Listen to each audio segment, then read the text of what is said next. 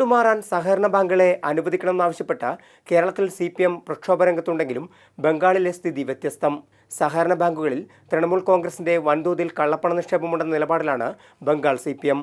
3 ദിവസം മുമ്പ് നടത്തിയ വാർത്താ സമ്മേളനത്തിൽ ബംഗാളിലെ റായ്ഗഞ്ച് സഹകരണ ബാങ്കിൽ തൃണമൂൽ നേതാവ് കള്ളപ്പണം നിക്ഷേപിച്ചതായി CPM പോളിറ്റ് ബ്യൂറോ അംഗവും MP-യുമായ മുഹമ്മദ് സലീം ആരോപിച്ചിരുന്നു. തൃണമൂൽ നേതാവ് 68 കോടി രൂപ നിക്ഷേപിച്ചെന്നായിരുന്നു ആരോപണം. സഹകരണ ബാങ്ക് വിഷയത്തിൽ കേരളത്തിലെ CPM MP-മാർ കേന്ദ്ര സർക്കാരിനെ സമീപിക്കുന്നതിന് മുമ്പായിരുന്നു സലീമിന്റെ ഇടപെടൽ.